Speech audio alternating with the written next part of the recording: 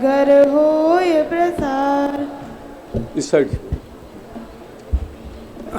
जो कल कषाय, सभी शीघ्र ही अपना स्थान ग्रहण कर लें, कक्षा प्रारंभ हो चुकी है।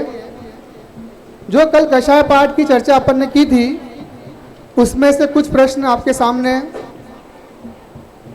देखिए, जो उत्तर देते हैं उसमें आपसे भाव भाषण की अपेक्षा की जाती है कि आप उसके कॉन्सेप्ट को क्लियर करें और उसके उत्तर देने की कोशिश करें। पहला प्रश्न है, कषाय करने से आत्मा दुखी किस प्रकार होता है?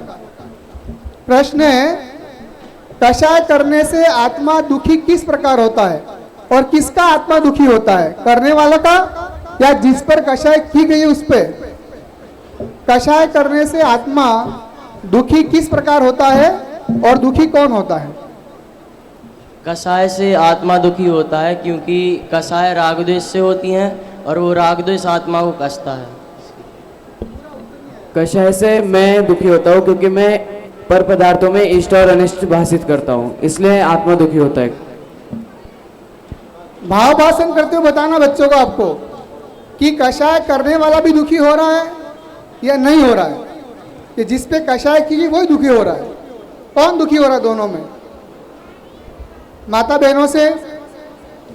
कषाय करने वाला दुखी हो रहा है, कषाय करने वाले की आत्मा से दुखी हो रहा है क्योंकि वो राग द्वेष को कर रहा है और राग द्वेष करके उस वस्तु में प्रीति मान रहा है या फिर द्वेष बुद्धि से उसके दूर करने की भावना कर रहा है, इसलिए वो अपनी आत्मा को दुखी कर रहा है। कहने का तात्पर्य कि दोनों दुखी हो रहे हैं। जिसने कषाय की वो दुखी होगा ही होगा और जिस पर कषाय की गई है वो दुखी हो भी और नहीं भी हो, उसके अपने परिणाम पर डिपेंड करता है। इसको हमें ऐसे क्लियर करना चाहिए। मिथ्यात्व, कषाय और पाप। मिथ्यात्व, कषाय और पाप में सबसे पहले क्या नष्ट होगा और होना चाहिए? मिथ्यात्व, कषाय और पाप में सबसे पहले क्या नष्ट होगा और होना चाहिए? सबसे पहले मिथ्यात्व नष्ट होगा। पूरा एक्सप्लेन कीजिए इसको। क्योंकि हमारी उल्टी मान्यता ही सब पापों की जड़ है और कषायों की जड़ है, इसलिए सबसे पहले वो ही जाएगा। और उसके बाद में कषाय और पाप में पहले क्या नष्ट होगा? सबसे पहले कषाय, राग द्वेष खत्म हो जाएगा तो पाप अपने आप ही खत्म हो जाएगा। बहुत अच्छा बताया आपने। पहले मिथ्यात्व, फिर कषाय और फिर पापों का इस प्रकार से क्रम रहता है। एक प्रश्न है आपके लिए। एक बच्चा मोबाइल में शूटिंग गेम, शूटिंग है ना, बंदूक से शूटिंग करते हैं, वो खेलता है, तो कषाय के संदर्भ में आप क्या समझाएंगे उसको? एक बच्चा मोबाइल में शूटिंग गेम खेलता है तो उसको कषाय के संदर्भ में कौन सी कषाय कर रहा है, क्या समझाएंगे आप उसे? हम ये समझाएंगे कि वो शूटिंग गेम जो खेल रहा है तो उसमें वो पाप तो कर ही रहा है, एक तरह से हिंसा कर रहा है। वो कह रहा है इसको मार मार मार ऐसा कर कह रहा है, तो अगर वो बाई चांस मर गया तो फिर उसको गुस्सा आएगा, तो उसमें वो क्रोध का कर रहा है, वो भाव हिंसा का दोष लगेगा उसको। हाँ, कषाय के संदर्भ बात करें तो वो क्रोध कर ही रहा है। मुख्य रूप से क्रोध कषाय उसके अंदर समाहित है। आप सबने कहानी सुनी है, एक कुत्ते को एक रोटी मिलती है और वो रोटी लेकर के जा रहा होता है तो पानी में अपनी परछाई देखता है। एक कुत्ते को रोटी मिलती है और जब पानी में वो आगे जाता है तो पानी में अपनी परछाई दिखती है और उसको दूसरी रोटी दिखाई देती है। इस कहानी के माध्यम से कौन से कषाय की सिद्धि की गई है? लोभ कषाय की। कैसे समझाइए इसको? क्योंकि एक तो उसके पास है ही उपलब्ध, लेकिन वो उसको दूसरी अपनी परछाई को देख के भी उसको पाने का भाव कर रहा है। बहुत अच्छा। हमें बच्चों को इस प्रकार से सभी कषायों को उदाहरण के साथ स्पष्ट करना चाहिए। बहुत सारे उदाहरण हैं। माया कषाय है तो तिर्यंश गति के जीवों के बहुत सारे उदाहरण हैं। इस प्रकार से हमें इस चीज़ को स्पष्ट करना चाहिए। आज का अंतिम प्रश्न, पाप और कषाय, ये पाठ दोनों एक साथ क्यों रखे हुए हैं, एक के बाद एक? पाप और कषाय ये पाठ दोनों एक साथ क्यों रखे हुए हैं एक के बाद? बोलिए यहाँ से। क्योंकि पाप और कषाय दोनों ही एक दूसरे को पूरक करते हैं। जहाँ कषाय होती है वहाँ पाप भी होते हैं और जहाँ पाप होता है वहाँ कषाय भी आती है। एक शब्द कहा गया था उसके लिए कल, एक संबंध कौन सा है कार्य इनके बीच कारण में? संबंध रहता है उसमें, कौन सा? कार्य कारण संबंध होता हाँ। है, इस वजह से। बहुत अच्छा। ठीक, चलिए आप सभी द्रव्य का पाठ पढ़ के आए हैं, तो उसी में से कुछ को प्रश्न अपन पूछते हैं। विश्व किसे कहते हैं? तो विश्व की परिभाषा क्या है? द्रव्यों के समूह को विश्व कहते हैं, और गुणों के समूह को द्रव्य कहते हैं। ये प्रश्न है, समझ में आया? द्रव्यों के समूह को विश्व कहते हैं और गुणों के समूह को विश्व कहते हैं। दोनों में समूह शब्द है, तो दोनों में अंतर क्या है? दृष्टांत से समझाना है। जल्दी, समय कम है अपने पास। द्रव्यों का समूह विश्व है और गुणों का समूह द्रव्य है।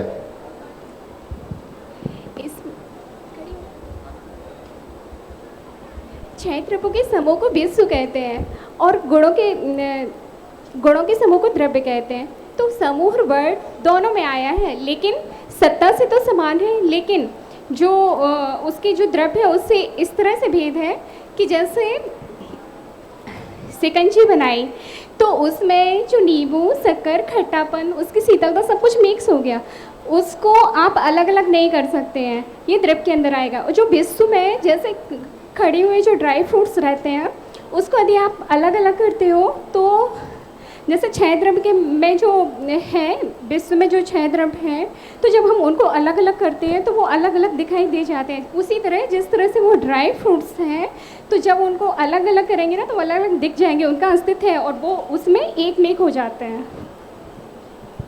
चलिए, बहुत अच्छा प्रयास किया है। मैं बोल रहा हूँ, आप बताना है कौन सा समूह आएगा। जैसे गेहूं के बोरे में और गेहूं भरे हुए हैं, तो इसमें कौन सा समूह लागू होगा? विश्व वाला या फिर द्रव्य वाला? ना, गुणों का समूह या द्रव्यों का समूह? समझ में आया? द्रव्य का समूह कहलाएगा। द्रव्य का समूह यानी विश्व। बहुत सुंदर। जिसमें स्पर्श रस गंध वर्ण पाया जाता है उसे पुद्गल नहीं कहते। सही है? नहीं, गलत है। नहीं, सही है, पुद्गली कहते हैं। जिसमें स्पर्श रस गंध वर्ण नहीं पाया जाता उसे पुद्गल कहते हैं। सही है? गलत है। जिसमें स्पर्श रस गंध वर्ण पाया जाए उसे पुद्गल ही कहते हैं। मैं पुद्गलवान हूँ, यह वाक्य सही है। मैं पुद्गलवान हूँ। नहीं, मैं जीव हूँ और मेरा स्वभाव जानना देखना है। मैं अपनी गाड़ी से सागर जाता हूँ। मैं अपनी गाड़ी से सागर जाता हूँ, इसमें हमने किस द्रव्य को नहीं माना? मैं अपनी गाड़ी से कहाँ जाता हूँ? सागर जा रहा हूँ, तो मैंने किस द्रव्य का अभाव कर दिया?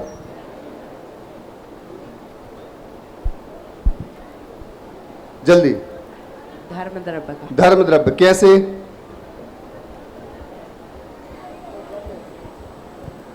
क्योंकि वह चलने में निमित्त है हमारे, और हम उसके ही वजह से चलते जा रहे हैं। दो द्रव्य कौन से हैं जिनमें क्रियावती शक्ति है? दो द्रव्य कौन से हैं जिनमें क्रियावती शक्ति है? जीव और पुद्गल। चार द्रव्य अजीब हैं। वैसे तो पांच द्रव्य अजीब हैं, लेकिन चार द्रव्य अजीब हैं। यह क्रियावती शक्ति से रहित हैं। वाक्य सही है? चार द्रव्य अजीब हैं और यह क्रियावती शक्ति से रहित हैं। सही है। सही है। ये जो नीला नीला ऊपर दिखाई देता है यह पुद्गल है, आकाश द्रव्य नहीं। वाक्य सही है? यह ऊपर नीला नीला दिखाई देता है, यह पुद्गल द्रव्य नहीं, पुद्गल द्रव्य है, आकाश द्रव्य नहीं। सही है। सही है। जो नीला नीला दिखाई देता है वो पुद्गल है, आकाश नहीं है। बोलिए और कोई बोलिए, कैसे सही है? पुद्गल में स्पर्श रस गंध वर्ण ये चार गुण आते हैं। अब जो नीला नीला है वो वर्ण है, इसीलिए ये जो आकाश है वो पुद्गल है।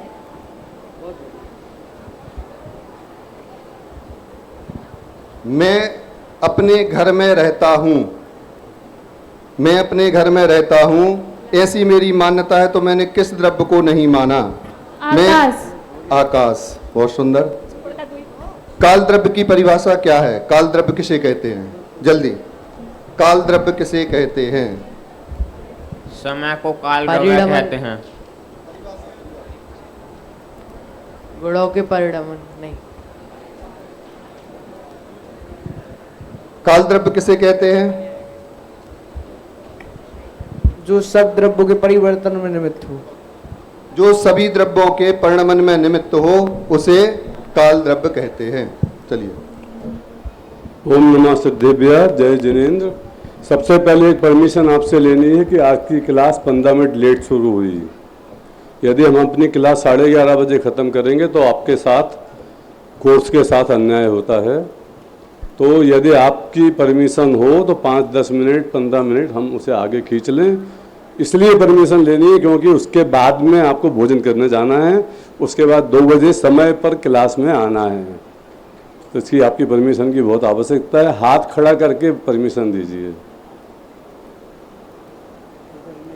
बहुमत से परमिशन होगी तो फिर आगे लेंगे। ठीक है, चलिए। आज का जो पंडित अभय कुमार जी का प्रवचन था, जिस तरह से वस्तु स्वातंत्र का ज्ञान बाल बोध पाठमाला भाग 1 के शिक्षक के लिए भी बहुत आवश्यक है। क्यों? क्योंकि वो जब तक उसे उद्देश्य कहाँ पहुंचाना ये ख्याल नहीं होगा और हमारा आरंभ गलत हो गया तो हमारा डेस्टिनेशन भी गलत हो जाएगा।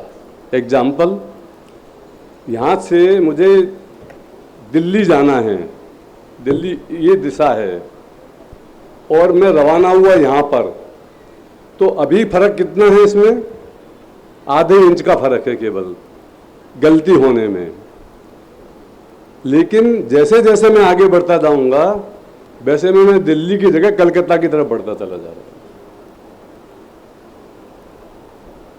इसलिए बाल बोध पाठमाला भाग 1 के पाठ 1 नमोकार मंत्र को पढ़ाते वक्त ही हमारे बच्चे में हमें वस्तु स्वातंत्र का ज्ञान देना पड़ेगा।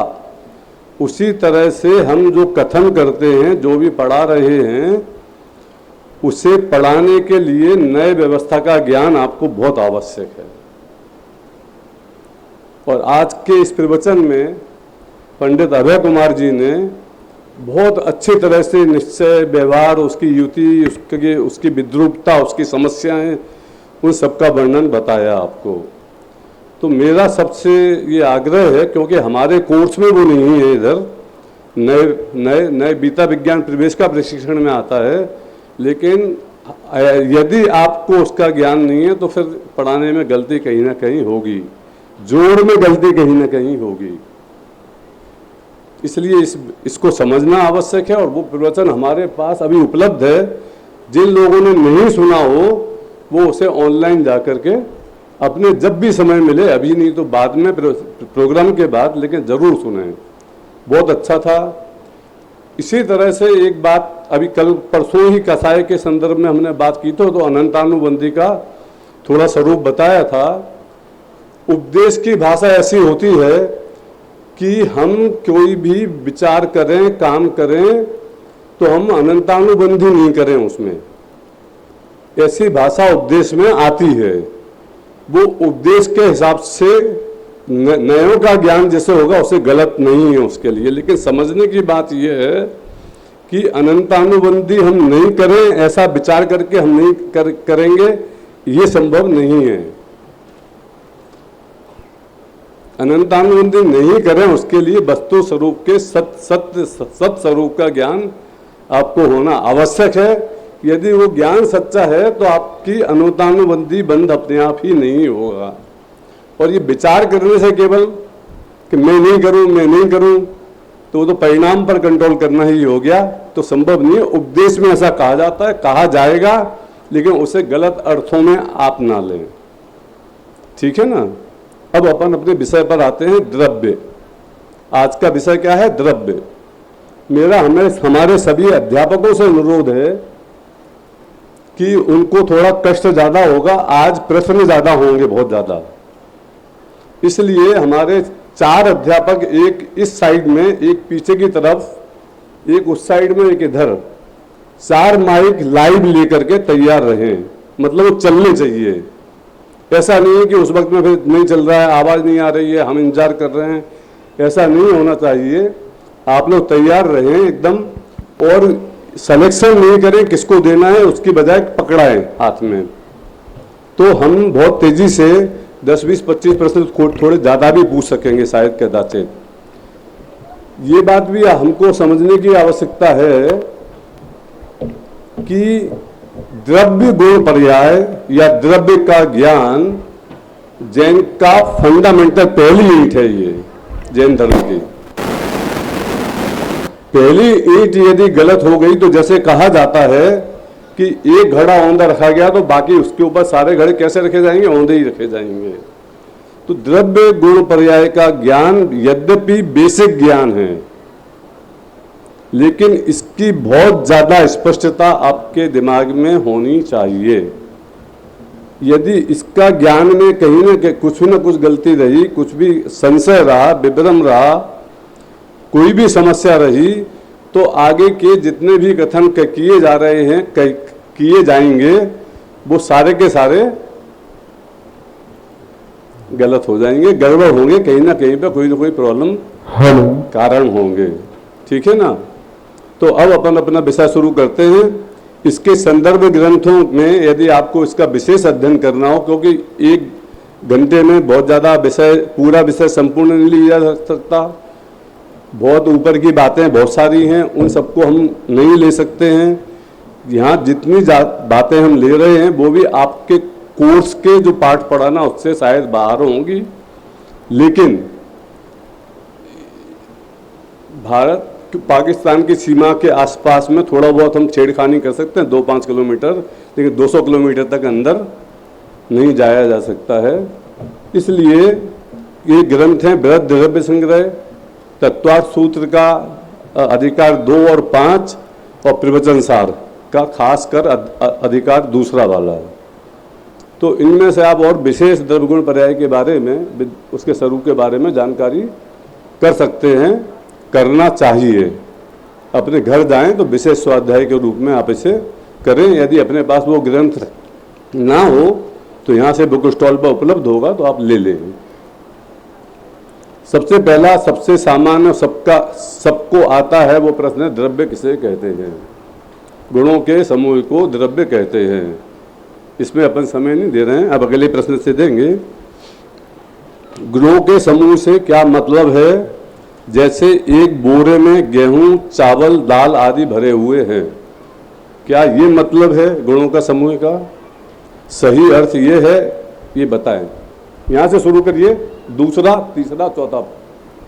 1, 2, 3, 4, 5, 6, 7, 8। ओके?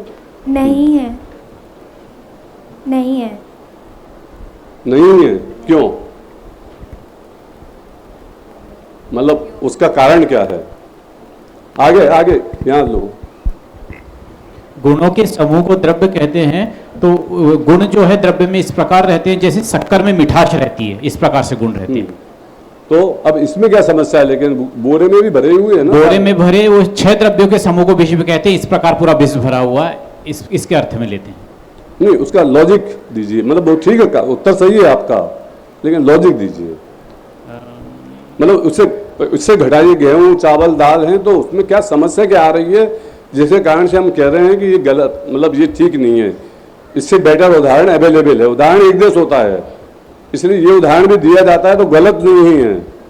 लेकिन यदि इससे बेटर उदाहरण उपलब्ध है तो वो क्या होगा उसके बारे में आगे बात करेंगे। लेकिन इसमें क्या समस्या आ रही है पहले इसके बारे में बात कर रहे हैं, उसका लॉजिक क्या है, यहाँ से दीजिए। शक्कर की मिठास अलग नहीं की जा सकती। गेहूं बोरे, शक्कर की बात नहीं, गेहूं के बोरे की बात करिए। कौन में जो बोरे हैं, बोरे में जो गेहूं है वो अलग अलग बिखर सकते हैं, लेकिन शक्कर में जो मिठास है वो अलग नहीं हो सकती। अभी इनका नंबर था तो वहां से क्यों बोले? नंबर से बोलिए, एक एक नंबर चलने दीजिए, ऐसे मत दीजिए। उससे ही वो सारा सिस्टम ही बिगड़ जाता है। बाद में सब सोचते हैं कि ये दे रहा है, फिर वो सोचता है कि वो दे रहे हैं। आप नंबर से चलते जाइए, जैसे इधर से दिया, इधर से दिया, अब आप इधर से लीजिए। अगर इसकी रीजनिंग चाहिए मेरे को। अब आप इधर से जल्दी जल्दी। हाँ बोलिए। जैसे वो बोरा है उसमें कुछ गेहूँ सड़े हुए भी होंगे, पर जैसे जो शक्कर की मिठास है उसमें हर जगह मिठास है। ऐसा नहीं कि कुछ जगह नहीं है और कुछ जगह है। जैसे बोरे में कुछ जगह गेहूँ होगी, कुछ जगह नहीं भी हो सकता, ऊपर का खाली हो सकता है। ये जवाब सही है हो सकता है या और कुछ होना चाहिए?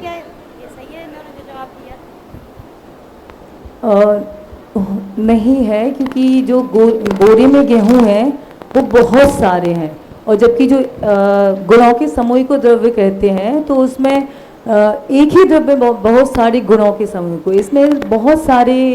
आपको स्पष्टता नहीं है, पीछे वाला। बोरे में गेहूं, दाल, चावल है, मगर वो सब अलग अलग है। गेहूं का गुण अलग है, दाल का गुण अलग है, और चावल के गुण अलग है, इसलिए गुणों के समूह को द्रव्य कहते हैं। ठीक है, इधर से लीजिए। द्रव्यों के समूह को द्रव्य कहते हैं।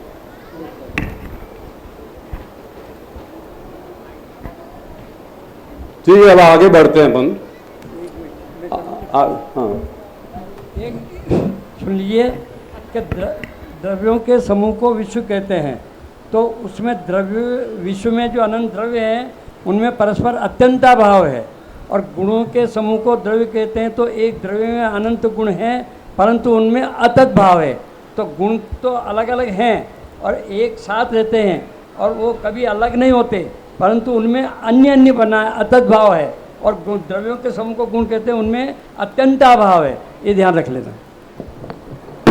इस चीज पर हम पहुंचेंगे। मैं चाह रहा हूं कि मैं आपके ही मुंह से इन प्रश्नों के जवाब निकलवाऊं, इसलिए ये बाद में फिर हम स्पष्टीकरण देंगे, लेकिन आपके मुंह से धीरे धीरे करके एक एक प्रश्न पूछ करके आपके ही उससे, आपकी प्रज्ञा से ही निकलना चाहिए जवाब। अब अपन देखते हैं कि जैसे गेहूं, चावल और दाल है, तो जवाब कैसा होना चाहिए मैं बताता हूँ। जवाब इन्होंने सही दिया, और भी लोग सही बोलने की कोशिश कर रहे थे लेकिन बोल नहीं पाए, कि एक बोरे में गेहूं, चावल, दाल आदि 100 तरह के पदार्थ भरे हुए हैं, और हम उसका उदाहरण देते हैं। तो जहाँ पर गेहूं है वहाँ पर चावल नहीं है, जहाँ चावल है वहाँ दाल नहीं है, जहाँ दाल है वहाँ चना नहीं है, ठीक है। लेकिन एक द्रव्य में जो गुण होते हैं वो संपूर्ण में व्याप्त होते हैं, पूरे में होते हैं। तो इसलिए ये उदाहरण यद्यपि जरूरत पड़ने पर काम लिया जा सकता है, लेकिन पूरी तरह से हमारे लिए उससे बेटर उदाहरण अवेलेबल हो सकते हैं। बस ये हमें जानना है इधर केवल, ठीक है। अब दूसरा प्रश्न है अभी मेरा कि अभी तैयार चाय है, चाय में दूध है, चीनी है, इलायची है, सब कुछ है,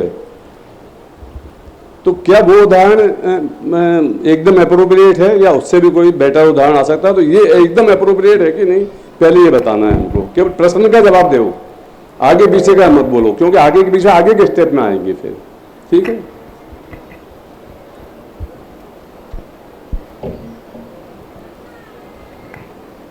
वह गुड़ों का समूह, जैसे अपन ने उसमें शक्कर डाली, चाय पत्ती डाली, तो वो पूरा मिक्स हो गया, उसमें दूध भी डाला है, अब अपन उसे अलग नहीं कर सकते, तो वो गुड़ों का समूह वो मिलकर द्रव्य बन गया। इसलिए एग्जाम्पल बराबर है आपके साथ। हाँ। क्योंकि सब मिक्स हो गया है। हाँ। ठीक है, दूसरा इधर से दीजिए जल्दी से, आप हाथ में दे दीजिए, फिर वो बोले नहीं आता है, कोई बात नहीं। अब पीछे बस एक बार में चांस गई आपके, फिर पीछे हाँ दे दीजिए। उसमें तो अलग से डाले गए हैं, द्रव्य में तो पहले से ही गुण होते हैं, तो फिर ये एग्जाम्पल सही नहीं। सही नहीं है, मतलब डाले गए मतलब पहले से नहीं थे, अलग से डाले गए। अलग से डाले गए से क्या समस्या नहीं है, उसमें तो अभी पूरे में है ना, पूरे में तो है ना। ठीक है, चलिए इधर से लीजिए, उनसे संजय जी से पूछ लीजिए, पीछे संजय जी देते हैं जवाब। चाय के अंदर जो 4 चीज़ें मिलाई गई है, वास्तव में 4 सत्ताएं मिलकर एक हुई हैं, जबकि जो द्रव्य के अंदर जो गुण होता है, गुण के जो गुण होते हैं वो सब एक है, वहाँ पे भावगत भेद है, सत्तागत भेद नहीं है, और वो सर्वत्र व्याप्त होते हैं, इसलिए जो यहाँ पर उदाहरण ये उचित नहीं बैठेगा। ठीक है, अब आगे लीजिए। प्रश्न ये है कि ये वाला उदाहरण, ये जवाब हमारे पास आ गया कि सही नहीं है। सवाल ये कि क्यों सही नहीं है, सिद्ध होना चाहिए ना, ये सिद्धि करनी है हमको कि ये इसलिए सही नहीं है। क्योंकि चाय में जो शक्कर है वो नहीं, उधर क्यों बोल रहे हैं, पहले नंबर इनका है ना, इनका आने दीजिए। कि जहाँ पर चाय है वहाँ पर ही शक्कर है, तो ये उदाहरण सही है क्योंकि एक प्रदेश में जो एक जहाँ पे एक प्रदेश जैसे है वहाँ पर सारे जो चीज़ें मिलाई है वो हर एक प्रदेश में उस चाय के। ठीक है, सही है आपके हिसाब से, ये जवाब सही है क्या इनका?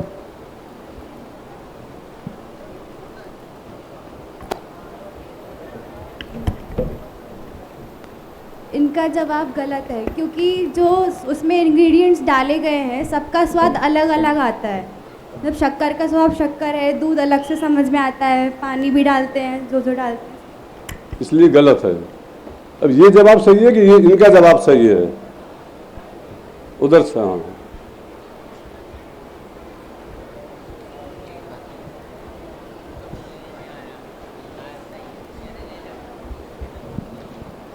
जो ना बोल रहे हैं वो खड़े होकर के ना बोलें कि नहीं मैं जवाब नहीं देना चाहता, क्योंकि कई लोग संकोची होते हैं, वो इसलिए नहीं बोलना चाहते, ना बोल दिया छुट्टी हो गई, नहीं तो अभी सब लोग सुनेंगे फिर बाद में टीका टिप्पणी होगी उस पर, तो वो संकोच उनको हटाना है हमको। ये क्लास है हमारी, सभी एक से हैं, सभी अज्ञानी हैं, सभी को सीखना है, बोलने में तकलीफ नहीं करें। चलिए अपन आगे चलते हैं। देखिए इसका जवाब ये तो सही है कि ये उदाहरण के रूप में लिया जा सकता है, गलत नहीं है। एक देश होता है इसलिए, जैसे उस लॉजिक से तो पहले वाले में था, लेकिन एप्रोप्रिएट क्यों नहीं है? क्योंकि हमें ये पता है कि ऊपर से डाले गए हैं, उसमें वस्तु के अंश नहीं थे। चाय कोई वस्तु नहीं होती है अपने आप में, उसमें बहुत सारी चीज़ों का ऐड करके हमने समूह बनाया, एक बात। और दूसरा, उसे अलग किया जा सकता है बाद में, हम और आप नहीं कर सकते हैं कदाचित, लेकिन साइंटिफिक मेथड को अपना करके उसमें से चीनी निकाली जा सकती है, चाय अलग की जा सकती है, उसका एसेंस अलग किया जा सकता है, सब कुछ किया जा सकता है। इसलिए बावजूद इसके, देखिए इस स्यादवाद धर्म ही अद्भुत इसीलिए है क्योंकि जहाँ अपेक्षा सही लगी और वो सही हो गया जवाब, अपेक्षा गलत हुई, उसकी गहराई नहीं आई समझ में, तो गलत हो गया। अब अपन एक तीसरा उदाहरण लेते हैं कि चीनी है, चीनी में सफ़ेदी है, मिठास है, कड़कास है, चीनी में है। क्या ये उदाहरण सही है या एप्रोप्रिएट है? इससे भी बेटर कोई उदाहरण हो सकता है? यहाँ पे दीजिए, दो इनको दो, इनको दो, इनको दो, इनको दो। आप ना बोलिए कि नहीं पता है, नहीं पता, पीछे वाले को दीजिए।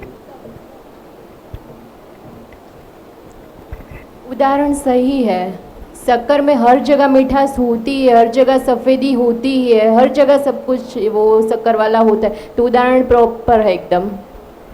और उसमें से मिठास या सफ़ेदी निकाली जा सकती है क्या? नहीं निकाली जा सकती, अलग नहीं की जा सकती। ठीक है, तो ये जवाब सही है या गलत है? सही है। तो अभी बात तो यही है कि गुणों के समूह को द्रव्य कहते हैं। उदाहरण भी तीनों ही दिए जा सकते हैं समय के अनुसार और लोगों के स्तर के अनुसार, लेकिन हमारे अध्यापकों को ये ख्याल होना चाहिए कि उदाहरण की क्या कैटेगरी है, वो कैसे घटते हैं, कैसे उसे परिभाषा से अप्लाई किया जाता है उस पर, और कैसे हम उसको करें। अब इसे यदि इसी बात को हमें अपने शास्त्रीय भाषा में कहना हो तो क्या कैसे कहोगे आप कि अब दो बातें खड़ी हुई हमारी। क्या क्या पूछ रहा हूं मैं कि गुणों के समूह को द्रव्य कहते हैं और द्रव्यों के समूह को विश्व कहते हैं। उसके बारे में थोड़ी चर्चा अपन ने पहले एक दिन कर ली थी, ठीक है। तो दोनों में फर्क है, दोनों समूहों में फर्क है। तो गुणों के समूह को द्रव्य कहते हैं इसमें, और द्रव्यों के समूह को विश्व कहते हैं।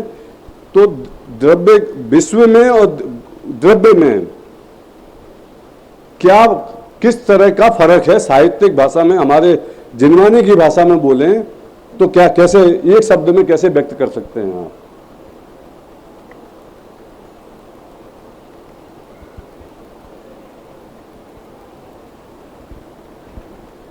जो गुणों का समूह द्रव्य है उसमें सत्ता एक है, मतलब पदार्थ एक है, और जो द्रव्यों का समूह विश्व है उसमें पदार्थ बहुत सारे हैं, सत्ता भेद है। सत्ता भेद है, ठीक है। देखिए, जो गुणों का पहले भी मैं बता चुका हूँ, उसके बाद भी आप उसका जवाब नहीं दे पा रहे हैं। सही, आपने सही दिया जवाब। गुणों का समूह द्रव्य है, उसमें वो जो गुण हैं वो एक ही वस्तु के अंदर अलग अलग भाव हैं, अलग अलग उनके कार्य हैं, डिपार्टमेंट अलग अलग बने हुए हैं। भारत की सरकार है, उसमें गृह मंत्रालय और विदेश मंत्रालय है। गृह मंत्रालय देश के अंदर की व्यवस्था को संभालता है और विदेश मंत्रालय विदेश की व्यवस्था को संभालता है। लेकिन इसलिए हम दो अलग अलग मंत्रालय बोल रहे हैं, लेकिन देश क्या है, एक ही है, उसी भारत का ही हिस्सा है वो सब, बराबर है। तो इसे बोलते हैं भावगत भेद। भाव में फर्क है। जीव ज्ञान से जानता है, ज्ञान करता है, जानता है, और सुख गुण से सुख और दुख का अनुभव करता है। तो है दोनों जीव में ही, और जीव के प्रत्येक अंश में व्याप्त हैं, पूरी तरह से समाये हुए पूरे जीव में, भेद नहीं है कोई भी। ऐसे दो काम अलग अलग करना हो रहे हैं तो कोई दो देश हो रहे, ऐसा नहीं है, लेकिन उसमें भावगत भेद है कि एक को काम करना है विदेश का, एक को काम करना देश के अंदर का, एक को काम करना जानने का, दूसरा काम कर रहा है और सुख और दुख के अनुभव का। तो ये भावगत भेद हुआ। और द्रव्यों के समूह को विश्व कहते हैं, उसमें 6 द्रव्यों की सत्ता अलग अलग है एकदम। जीव है, एक ही प्रदेश में जीव है, वहीं पर बुद्धगल भी है, लेकिन दोनों मिलके के एक नहीं हो रहे हैं, अलग अलग हैं। तो सत्तागत भेद है। तो भावगत भेद और सत्तागत भेद। और साहित्यिक भाषा में से बोलते हैं कि एक द्रव्य का दूसरे द्रव्य में, विश्व की परिभाषा में एक द्रव्य का दूसरे द्रव्य में अत्यंता भाव है। मतलब एक द्रव्य दूसरे द्रव्य रूप नहीं होता, अत्यंत अभाव है। दोनों एकदम पृथक हैं, उनका कोई लेने देने ही नहीं है आपस में। जबकि एक द्रव्य के अंदर जो गुणों के भेद हैं वो उसको बोलते हैं अतद भाव है। मतलब भावगत भेद हुआ, उसी को अलग भाषा में हमने बोला भावगत भेद है। जिनवानी की भाषा में क्या बोले, अतद भाव और अत्यंत भाव। तो ये चीज आप ध्यान रखना। हो सकता है आपके परीक्षा में इससे संबंधित कोई प्रश्न आ जाए, किताब में तो है नहीं। फिर आप ये मत कहना कि ऐसे बहुत सारे मुद्दों का प्रश्न आपके ऊपर आ सकते हैं, लेकिन ये गहराई से समझना आपको आवश्यक है। तो अपन ने क्या बात किया कि चीनी के सफेदी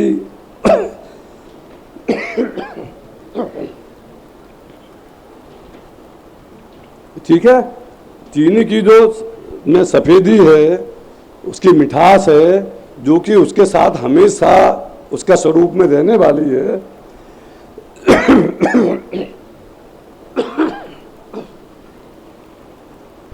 ये भेद हो गया। द्रव्य के बारे में हमने मूल बातें अभी समझी, बहुत सारी दूसरी बातें भी आती हैं। अभी द्रव्यगुण पर्याय वाला पाठ आएगा तब उसमें बहुत सारी चीज़ों को हम अलग से फिर समझेंगे, ठीक है।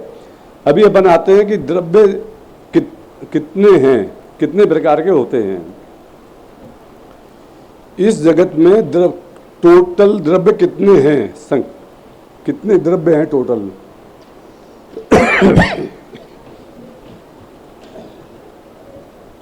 पूछे जल्दी जल्दी, इतना देर क्यों लगाती हो, दे दो ना। द्रव्य 6 होते हैं, 6 पीछे अनंत अनंत होते हैं। जाति अपेक्षा 6 द्रव्य हैं और संख्या जितना पूछा उतना जवाब चाहिए मेरे को। 6 द्रव्य अनंत है। द्रव्य अनंत है।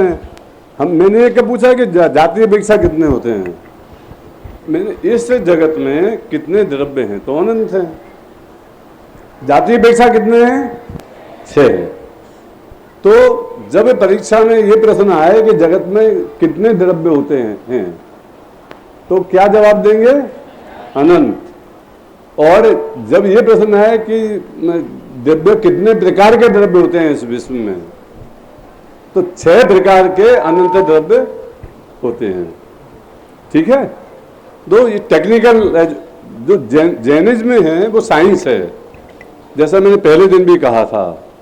तो इसमें एक एक बात से, एक फार्मूले में एक अंक आप गलत कर दो तो क्या होगा परिणाम, रिजल्ट सारे के सारे गलत आएंगे। ऐसे यहाँ पर एक चीज पर, एक वस्तु पर, एक उसके भाव पर आप कोई कंप्रोमाइज करते हो, गलत बोलते हो, तो उसके बहुत सारे भाव होते हैं। इसलिए हमेशा अपेक्षा से समझना चाहिए। उपदेश की भाषा जैसा कि मैंने कहा अलग होती है, जो ज्ञान देने की, पढ़ाने की भाषा एक अलग होगी। उन सबके भेद को समझना चाहिए, तो हम उपदेश को भी सही फायदा ले पाएंगे और जो हमारा तत्व ज्ञान है उसका भी सही फायदा ले पाएंगे। ठीक है। पुद्गल किसे कहते हैं? तो जीव, पुद्गल, धर्म, अधर्म, आकाश और काल, ये 6 द्रव्य होते हैं। ठीक है, ये सबको पता है, इसलिए ये प्रश्न अपन नहीं पूछते इसमें कितने द्रव्य हो गए।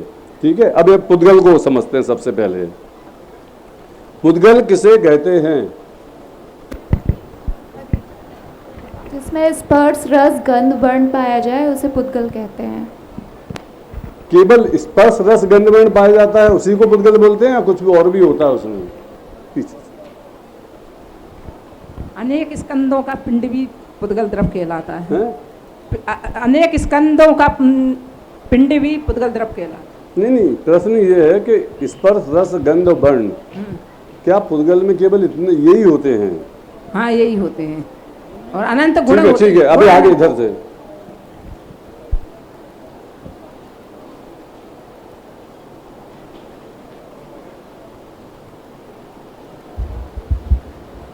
हाँ, इतने ही होते हैं और सामान्य गुण होते हैं। प्रश्न ये है कि पुद्गल में स्पर्श रस गंध वर्ण ही होते हैं क्या, या और कुछ भी और भी होता है? स्पर्श रस गंध वर्ण नहीं होते हैं। अच्छा, आगे से। स्पर्श रस गंध वर्ण तो होते ही है, साथ में बहुत सारे और भी होते हैं, जैसे प्रदेशत्व, क्रियावृत्ति शक्ति, बहुत सारे और होते हैं। एग्जैक्टली। प्रश्न क्या है कि केवल वो ही होते हैं क्या, कि नहीं अनंत गुण होते हैं? और उन्होंने बता भी दिए कि कौन कौन से अनंत गुण होते हैं, है ना। तो अनंत गुण होते हैं, है ना। तो स्पर्श रस गंध वर्ण नहीं, फिर अकेले स्पर्श रस गंध वर्ण को हमने क्यों पुद्गल की परिभाषा में देते हैं?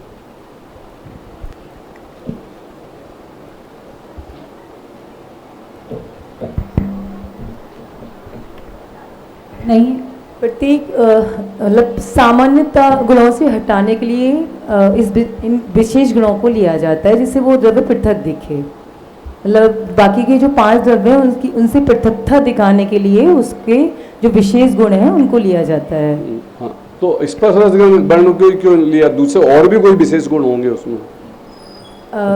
इसलिए लिया जाता है क्योंकि जो विशेष गुण बाकी अन्य द्रव्यों में नहीं पाए जाएं, जो और गुण भी ले सकते हैं तो वो अन्य द्रव्यों में ही पाए जाते हैं। जैसे तो नाम ही उसका है जो अन्य द्रव्यों में नहीं पाए जाए, फिर स्पर्श रस गंध वर्ण को ही क्यों लिया? सवाल ये है। इधर से, यहाँ से।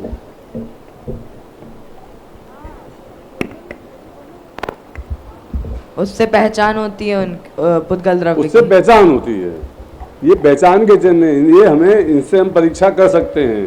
दूसरे विशेष गुण होंगे उनसे नहीं कर पाएंगे। अभी अपन आगे चलेंगे तो एक कथनचित सामान्य, कथनचित विशेष गुण आएगा, उसके बारे में भी चर्चा करेंगे, तब थोड़ी और विशेष बात जानेंगे। अब मेरा एक अगला प्रश्न है कि पुद्गल में रूपित्व गुण होता है, ठीक है, उससे हमें दिखाई, उस रूपित्व का क्या मतलब है कि यदि हमें दिखाई देता है उसे रूपित्व बोलते हैं, ठीक है। तो क्या पुद्गल परमाणु हमें दिखाई देता है?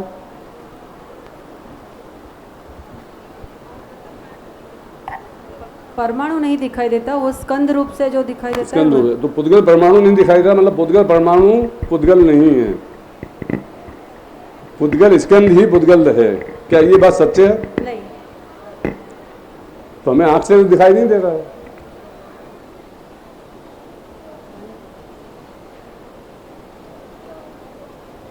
पुद्गल परमाणु आंख से तो दिखाई नहीं दे रहा हमें।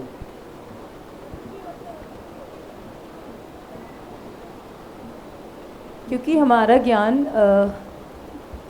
मति शुद्ध ज्ञान है और वो केवली गम्य है, इसलिए हमको दिखाई नहीं देता। हालांकि वो पुद्गल परमाणु दिखाई देता है।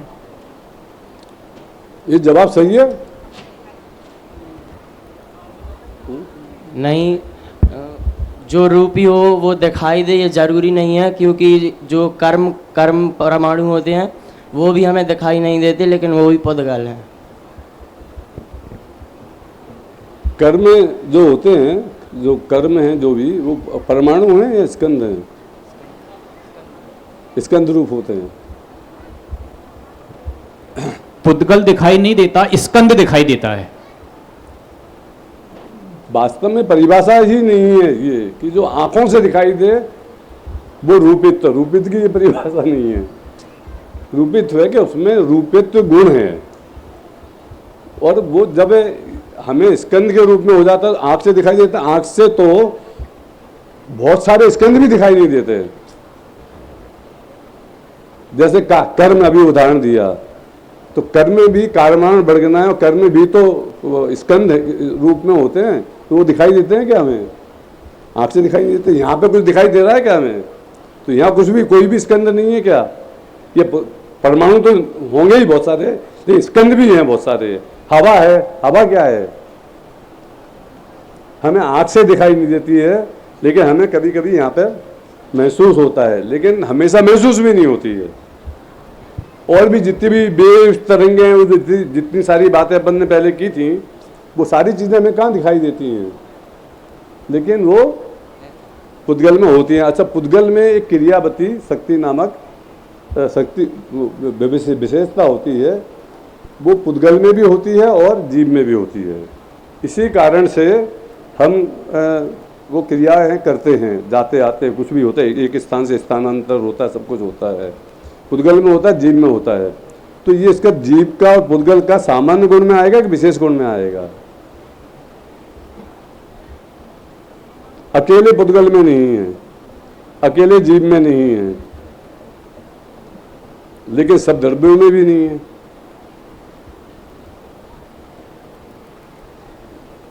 किस में आएगा? इसमें आएगा, हैं? विशेष में, विशेष में आएगा, क्योंकि दो में ही है, चार में नहीं। बहुमत उधर है नहीं होने में, तो हमने विशेष में ले लिया। यदि उसे सामान्य इस अपेक्षा से बोलते हैं कि दो द्रव्यों में पाया जाता है, एक में नहीं, ये अपेक्षा देकर के सामान्य बोलते हो तो भी गलत नहीं है, क्योंकि आपको उसका ज्ञान बराबर है। हमें आपके ज्ञान से मतलब है ना, तो आपका ज्ञान बराबर कि दो द्रव्यों में पाया जाता है, इसलिए कथनचित ये सामान्य हो सकता है, लेकिन चूंकि सब में नहीं पाया जाता। और सामान्य की परिभाषा क्या है? जो सब द्रव्यों में समान रूप से पाए जाएं। ठीक है।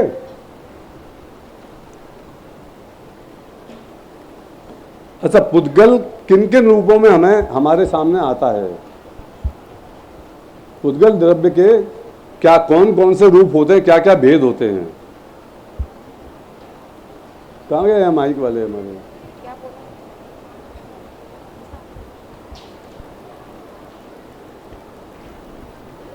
स्पर्श, रस, गंध, वर्ण, और इसके जो भेद होते हैं खट्टा, मीठा, चरपरा, कसायला, इस प्रकार से।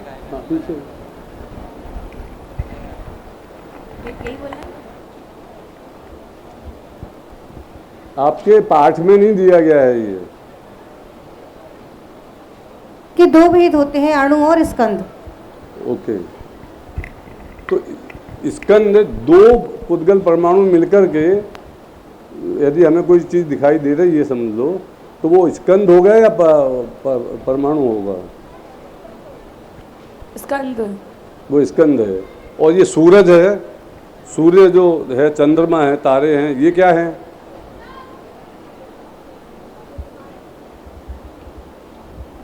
सभी स्कंद है, क्योंकि अणु दिखाई नहीं देता है, हैं? स्कंद है ये। सूरज, चंद्रमा, तारे स्कंद, क्योंकि अणु तो दिखाई देता नहीं है।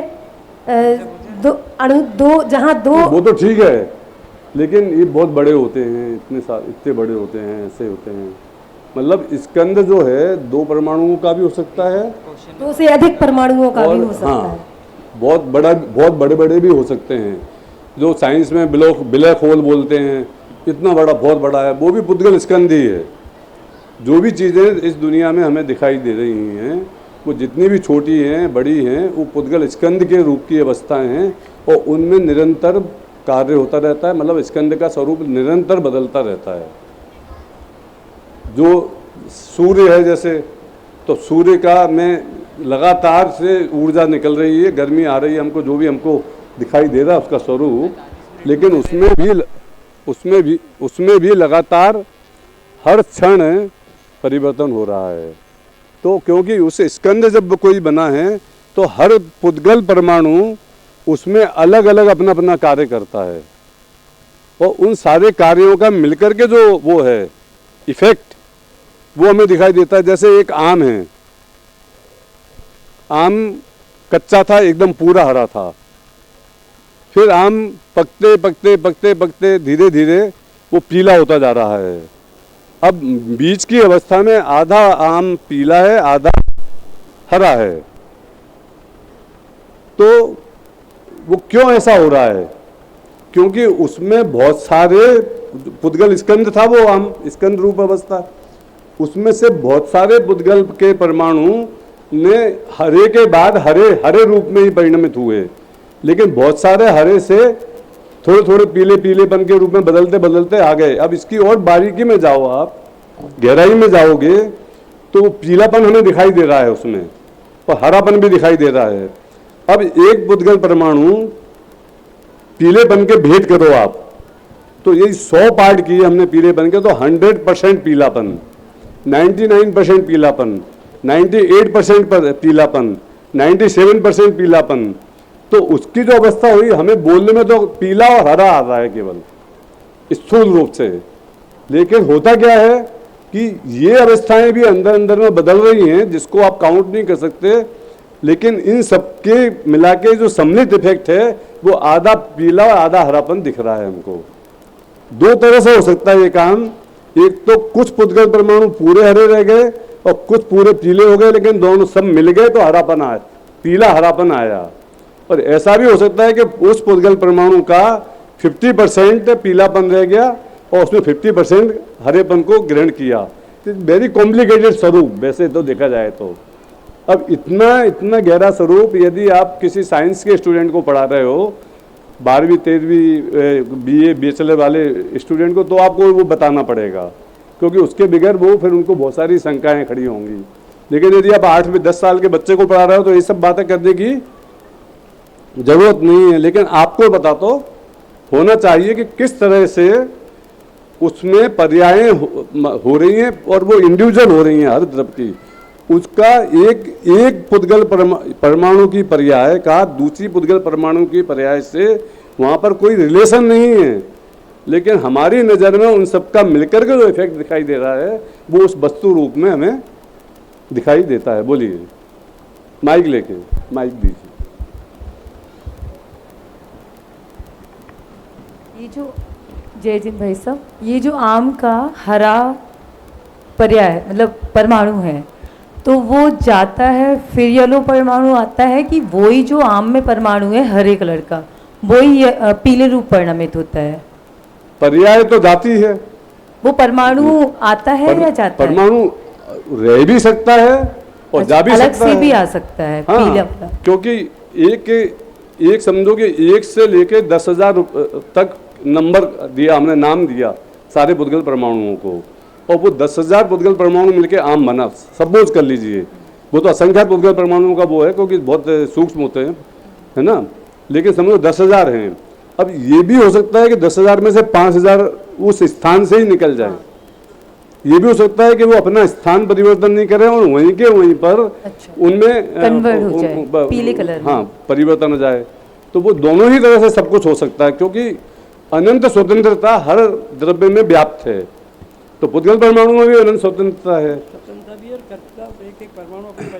और अपनी अपनी पर्याय का करता हो। एक पर्याय का अगली वाली पर्याय से भी संबंध नहीं है, कोई वही स्वतंत्रता है ना, उसी स्वतंत्रता को अपन समझ रहे थे, तो उसको समझने की आवश्यकता है। उसके बगैर आप इसको सिद्धि नहीं कर पाओगे। तो वो उसको पूरा स्वरूप एक्चुअल ख्याल में आया आपको कि कोई वस्तु कैसे काम करती है, इसके लिए वस्तु स्वतंत्र की समझ अत्यंत अत्यंत अत्यंत आवश्यक है। उसके बगैर जैन दर्शन की शुरुआत भी नहीं होती है। क्या इसमें उत्पाद व्यय द्रव्य तीनों घटित नहीं होंगे क्या? क्यों नहीं होंगे? होंगे ना? हाँ, जब वो पुद्गल स्पर्श रस गंध वर्ण रूप हमेशा बना हुआ है, उसकी सत्ता हमेशा बनी हुई है, उसका बेसिक स्वरूप जो है वो हमेशा है। अब आत्मा पे घड़ा उसमें तो विकार नहीं होता, स्कंद अवस्था रूप होने रूप विकार होता है, बाकी कोई पुद्गल में विकार नहीं होता। जैसे धर्म अधर्म आकाश काल है वैसे वो है, क्योंकि उसमें सुख दुख का सवाल नहीं है कुछ भी, लेकिन आत्मा में होता है ना। तो अब आत्मा में वो सत्ता बनी हुई है कि नहीं? बिल्कुल नहीं बनी हुई होती तो उसका क्षय और हो जाता, फिर तो पर्याय किसकी होती? कार्य किसमें होता? गुण किसमें होते? तो वो सत्ता तो बनी हुई है हमेशा, अनादि काल से अनंत काल तक, अक्षर मात्र ज्ञान रहा हो या केवल ज्ञान हुआ हो, लेकिन वो सत्ता अक्षुण लगातार बनी हुई है, उसका कभी भी नाश नहीं हुआ है। तो उत्पाद ध्रुव हो गया, ध्रुव और उत्पाद व्यय तो हो ही नहीं लगा। इसलिए ऐसे पुद्गल पे धर्म धर्म आकाश काल पर भी सेम घटित होगा, उनकी पर्यायें शुद्ध शुद्ध शुद्ध होती हैं, और यहाँ पर थोड़ी कहीं ना कहीं किसी न किसी रूप में अशुद्धता आती है। ठीक है जी। अब एक प्रश्न और मैं आपसे पूछता हूँ, इस मेरे ख्याल से जितने की आवश्यकता थी उतना लिया, बाकी डिटेल में आप उन ग्रंथों से पढ़िए कि छह द्रव्य में हमें दिखाई केवल पुद्गल ही क्यों देता है। इसलिए कि क्यों दिखाई देता केवल पुद्गल ही?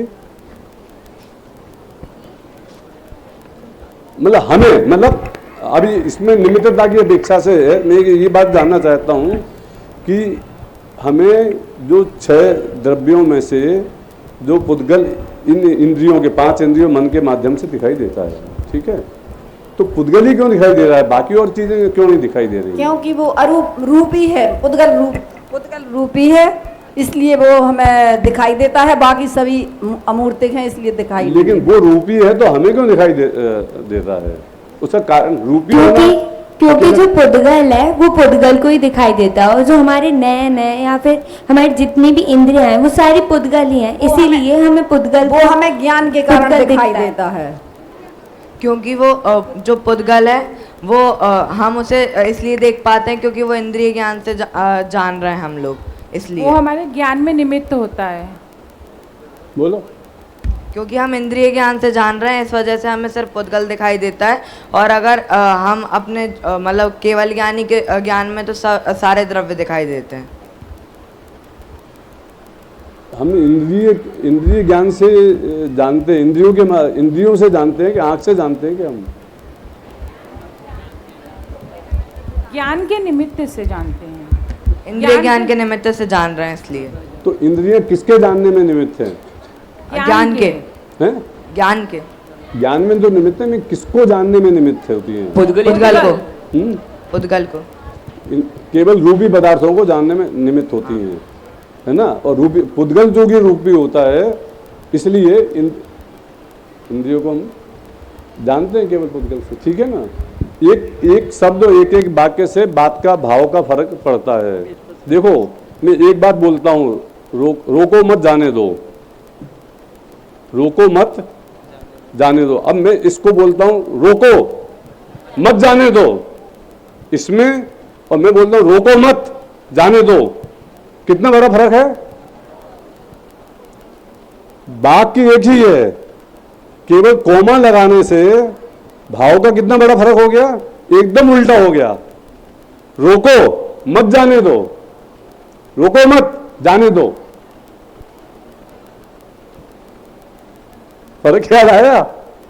सबकी गर्दन नहीं हिल रही, सबकी गर्दन नहीं हिल रही। पीछे वाले जवाब पूछो जरा एक बार, क्या फर्क है दोनों में, समझाए तो जरा।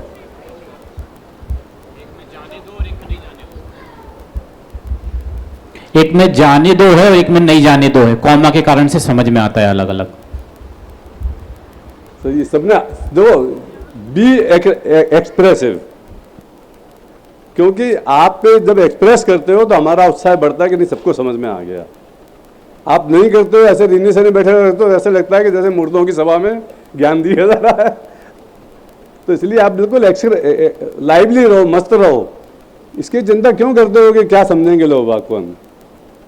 कुछ तो लोग कहेंगे, इन्हीं लोगों का काम है कहना।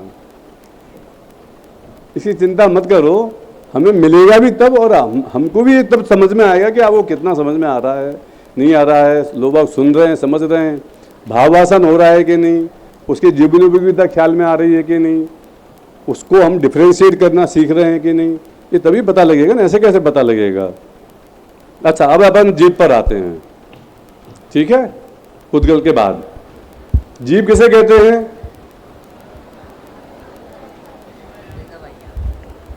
जो जानता है, देखता है, सुख दुख का अनुभव करता है, उसे जीव कहते हैं। उसे जीव कहते हैं। तो मैं मतलब अध्यात्म प्रकाश, यानी 5 फीट 6 इंच का व्यक्ति जिसमें 5 इंद्रियां हैं, मन है, सब कुछ है, तो मैं ये जीव हुआ ना, जो जानता देखता है, तो मैं जानता देखता हूं, मैं सुख दुख का अनुभव कर रहा हूं, बराबर है। तो इसका मतलब मैं अध्यात्म प्रकाश एक जीव है। आप मिस्टर आर्यन, अमित, सुरेश, सुनील, राजेश, माया, काया, गाया, ये सब अपने अपने एक एक जीव है, बराबर है बात। तो बताइए सही है कि गलत है, बताइए। नहीं अभी हो जाते 4।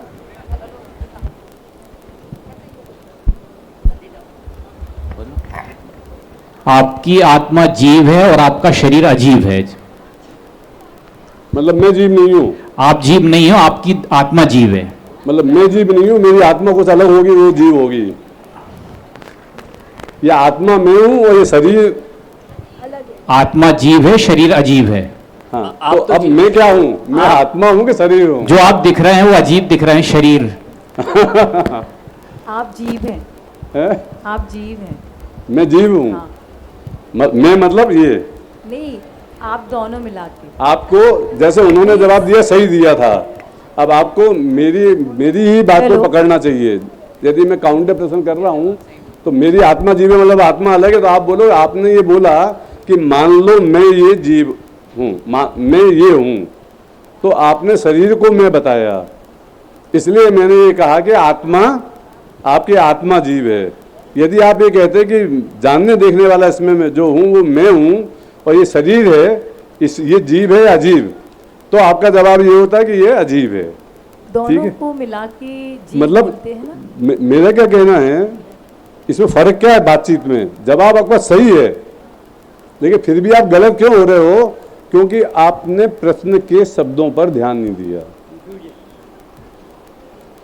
मैं किस अपेक्षा से पूछ रहा हूं कि मैंने ये बोला कि मान लीजिए, अपन ने ये माना था कल रूमाल वाले एग्जाम्पल में, कि मान लीजिए ये एक पुद्गल परमाणु है, मतलब एक पुद्गल, एक ही पुद्गल, एक यूनिट है, तो ये द्रव्य है। अब ये जवाब इसे पुद्गल अकेला मानने से, एक मानने से तो ये जवाब सही हो जाता है कि हमने ये अज्यूम कर लिया कि एक पदार्थ है तो ये द्रव्य हो गया, अदरवाइज तो पर्याय है। आप समझे ना? तो जो प्रश्न पूछा जा रहा है, अब मान लीजिए उसके बाद बोलते नहीं ये पर्याय है, तो आपका जवाब गलत हो जाएगा, बात सही है। यदि मैं ये नहीं कहता हूं मान लीजिए ये एक पदार्थ है, मैं कहता हूं ये पुद्गल है, ये द्रव्य है, गुण है, पर्याय है, तो आप द्रव्य बोलते तो गलत हो गया, क्योंकि वास्तव में तो पर्याय है। असंख्यात पुद्गल द्रव्यों का समूह है, स्कंद है, पर्याय है। स्कंद रूप से पर्याय है, उसमें सफेदी भी एक पर्याय है ना? तो अपेक्षा के साथ कोई भी बात सही होती है। इसीलिए उस दिन हमारे पंडित जी आए थे ना, पंडित वीर सागर जी, उन्होंने कितने सारे उदाहरण दिए थे। उन्होंने परिभाषा नहीं बताई आपको, जीवनोपयोगिता की सीधे अप्लाई करके बताया। तो कि जो शब्द आप बोल रहे हो वो सारे के सारे शब्द सही हो सकते हैं, यदि उसमें सही अपेक्षा लगी हो तो। गधे के सिर पर सींग होते हैं, एग्जाम्पल दिया था ना, गधे के सिर पर सींग होते हैं, बात सही है कि गलत है? गधे के सिर पर सींग नहीं होते हैं, ये बात बिल्कुल गलत है, 100% गलत है। गधे के सिर पर सींग होते हैं ऐसा मैं मानता हूं, तो मेरे ज्ञान में गधे के सिर पर सींग होते हैं, ये बात सच्ची है। गधे के सिर पर सींग हो रहे हैं कि नहीं उसका सवाल है, मेरे ज्ञान में क्या है? मेरे ज्ञान में गधे के सिर पर सींग होते हैं। तो उन्होंने बहुत सारे उदाहरण अलग अलग दिए थे, अभी वो विषय नहीं है अपना। तो हर चीज जैन दर्शन में अपेक्षा बहुत इंपॉर्टेंट है, इसीलिए मैंने कहा कि वो अभय जी का जो प्रवचन हुआ था आप जरूर सुने। निश्चय व्यवहार का ज्ञान आपको होना चाहिए, तभी आप, ऐसा नहीं है कि गीता विज्ञान पाठमाला भाग 3 का पाठ 8 पढ़ोगे उसके बाद ही निश्चय व्यवहार आप अप्लाई कर सकते हो, करना है। वो तो पहले भाग से ही अप्लाई होता है, लेकिन वो विषय वस्तु की गंभीरता और गहराई के हिसाब से अलग अलग जगह पे दिया जाता है उसको, ठीक है ना। जीव द्रव्य, हाँ,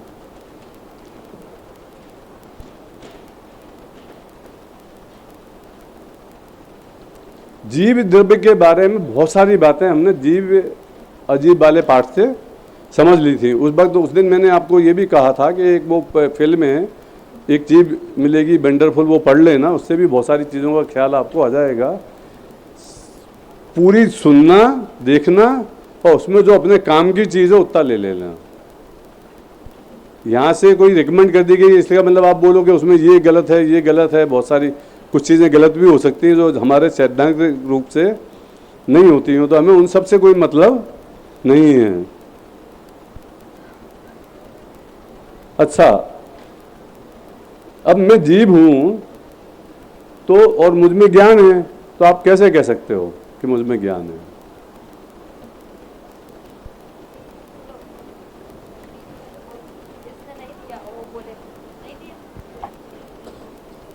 मैं जीव हूँ, मुझ में ज्ञान है, ये मैं ऐसे सिद्ध कर सकती हूँ जैसे एक कोई मुर्दा होता है, अगर हम उसको, अगर कोई मुर्दा है, अगर हम उसको कुछ भी खिलाएंगे, पिलाएंगे, हिलाएंगे, उसमें कुछ भी होगा ही नहीं, वो एक्शन ही नहीं होगा, ना ही कोई रिएक्शन होगा। लेकिन हम जीव हैं, अगर हमें कोई अगर कुछ टच भी करेगा, कुछ गर्म टच होगा, तो इससे ये सिद्ध होगा, हमें ज्ञान भी हुआ कि गर्म है, ठंडा है। एक बात पूछ रहा हूँ आपसे कि क्या जीव में ज्ञान होता है, इसके लिए मुझे मरना पड़ेगा? कि तो मैं मरूं फिर देखूं कि अब तो मेरे को ज्ञान नहीं हो रहा है। ये सब कुछ जो अभी चल रहा है और मैं इसको देख रहा हूँ और जान रहा हूँ, इससे सिद्ध होता है कि मैं जीव हूँ। मैं आपको जान रहा हूँ, मैं आपको जान रहा हूँ, मैं आपके से बात कर रहा हूँ, आप जो बोलो उसका जवाब दे रहा हूँ। सारी जो क्रियाएं मेरे हो रही हैं सारी ये मेरे ज्ञान को परिलक्षित कर रही हैं ना, मैं जान रहा हूँ, देख रहा हूँ। ये तो मजाक की बात है कि मुझे मरना पड़ेगा, हम दूसरे मुर्दे को देख कर भी जान सकते हैं कि क्या है, ठीक है ना। जीव कितना बड़ा होता है?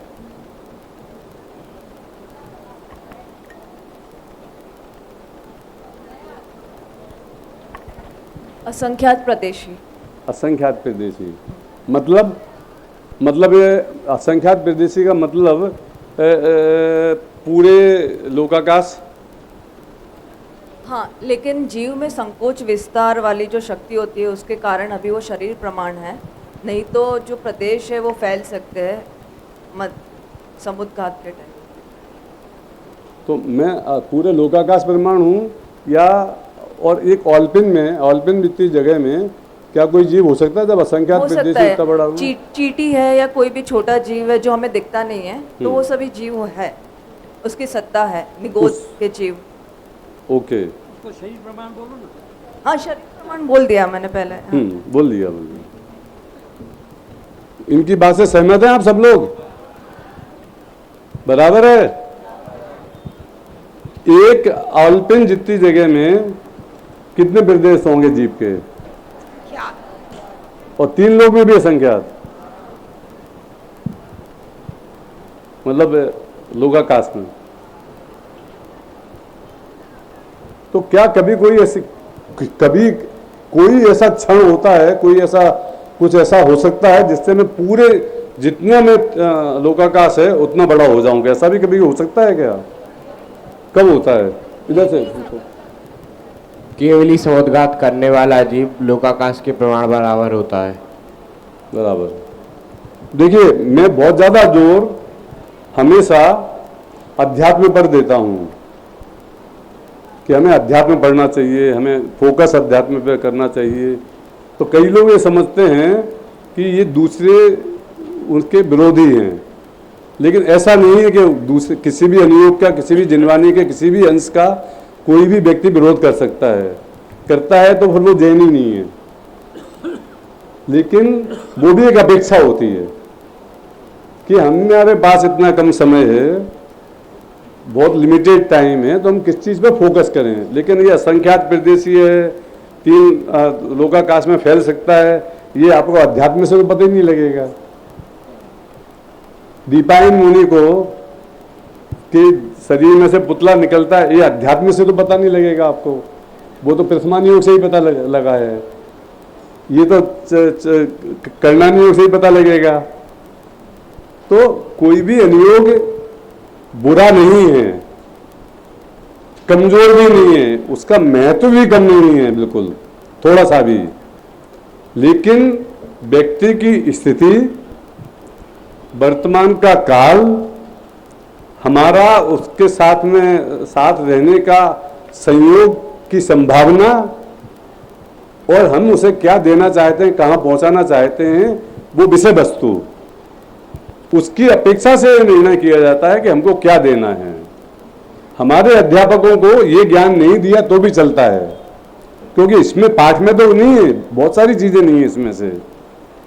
लेकिन ये बात जो पढ़ाने वाला है और वो जो चीज को पढ़ाना चाहता है, आपको जिस चीज को आप तक पहुंचाना चाहता है, जिस चीज पर आपका फोकस लेके आना चाहता है, उसकी अपेक्षा से निर्णय होता है कि कितना वस्तु स्वतंत्र पढ़ाना और कितना नहीं पढ़ाना, कितना निश्चय व्यवहार पढ़ाना और कितना नहीं पढ़ाना, कितना स्यादबाद पढ़ाना और नहीं पढ़ाना, कितनी क्रमबद्ध पर्याय पढ़ाना। कोई सिद्धांत कमजोर है, कोई सिद्धांत का महत्व कम है।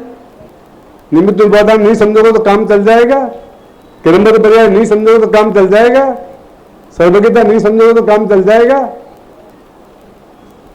और कर्म फिलॉसफी नहीं समझोगे तो काम चल जाएगा, 14 गुण स्थान नहीं आते होंगे तो काम चल जाएगा। नहीं तो नक्की कैसे करोगे कि अनंतानुबंधी कहाँ जाती है और प्रत्यक्ष कहाँ जाता है। हमारे यहाँ पे कौन सा चारित्र होना चाहिए, हमारा व्यवहार कैसा होना चाहिए, और कौन से व्यवहार हमारे लिए क्षम्य है। क्षम्य का मतलब जो हमारे में होता है लेकिन उसे उपादेय तो कभी भी नहीं माना जा सकता, जो गलती है वो गलती है। तो ये सब चीजों का निर्णय वक्ता अपने उसके हिसाब से और कैदी कलम के हिसाब से करता है, और फिर उसे अपने कोर्स में फीड करता है। ये हो सकता है कि 2 वक्ताओं के बीच में डिफरेंस हो, वो ओपिनियन हो कि नहीं नहीं ये हमें नहीं देना चाहिए था। दूसरा वक्ता ये कहता है नहीं नहीं वो तो इतना अकेला गुणस्थान का ज्ञान करना नहीं योग का नहीं, और दूसरा भी बहुत सारे इतना मार्गण स्थान है, ये है जीव समास है, फलाने हैं, धिकाने हैं, सबका ज्ञान भी होना चाहिए। नहीं तो समाचार कैसे समझेगा जब वो बोले मार्गण स्थान जीव नहीं है, तो मार्गण स्थान क्या होते हैं पता नहीं है, तो जीव नहीं है वो कैसे समझ में आएगा तेरे को। तो ये व्यक्ति का अपना अपना हो सकता है, वो होता है उसका किस पर कहाँ पर कैसे उसने लोगों के साथ अनुभव हुआ है उससे।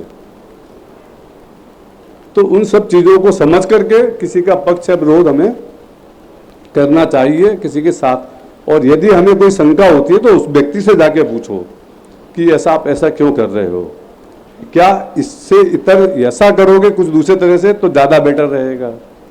ये हमें अपने स्टूडेंट से पूछना चाहिए कि तुम्हें कितना आता है। इसीलिए हमने मूल्यांकन और संवाद है ना हमारे में, वो ये काम करते हैं कि हमारे स्टूडेंट को क्या आता है क्या नहीं आता और उसका दिमाग चलना शुरू हो, वो जानने के लिए मूल्यांकन संवाद हम करवाते हैं। बहुत इंपॉर्टेंट स्टेप्स हैं वो मॉडर्न एजुकेशन के हिसाब से। अब आप कहोगे हमें मॉडर्न एजुकेशन क्यों लेनी है, हम तो हमारा धर्म तो अनादिकाल से है।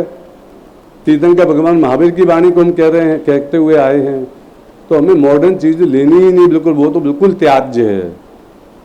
तो जो अभी हम कर रहे हैं वो कितने साल से चल रहा है। अभी जो हमारी व्यवस्था है अध्ययन अध्यापन की वो कितने वर्ष से चल रही है। पुराने ज़माने में तो गुरुकुल होते थे, वहाँ पे जाके स्टूडेंट को रहना होता था, वहाँ पे सब चीज़ों का प्रैक्टिकल कराया जाता था, लौकिक एजुकेशन में भी और धार्मिक एजुकेशन में भी, और गहरा ज्ञान दिया जाता था। तो फिर गुरुकुल बनाओ ना आप, ये शिविर की व्यवस्था क्यों कर ली आपने। तो जैसे वो परिवर्तन हुआ है, परिवर्तन का कोई अंतिम दौर नहीं हो सकता है। देखो एक बात और बताता हूं मैं आपको, इसके साथ ही खत्म करूंगा, बाकी आगे का अपन कल करेंगे।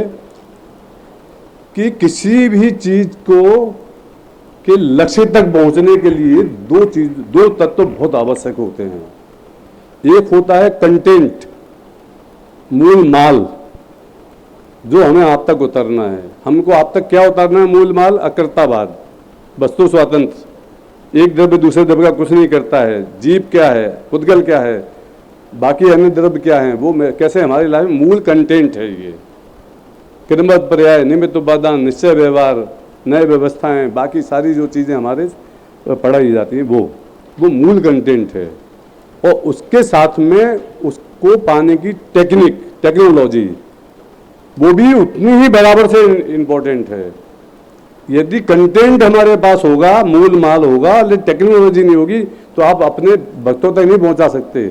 आप खुद जान सकते हो, खुद को जानने के लिए टेक्नोलॉजी की आवश्यकता नहीं है आपको, ये दूसरे को पहुंचाना ये टेक्नोलॉजी का काम है। देखिए एक एग्जांपल देता हूं, आटा, मतलब बेसन है आपके पास, बेसन है, आटा है, सारे के सारे मसाले हैं जो भी कुछ चीज़ों को बनाने में लगते हैं, आपके किचन में सारे रखे हुए 50 तरह के मसाले हैं।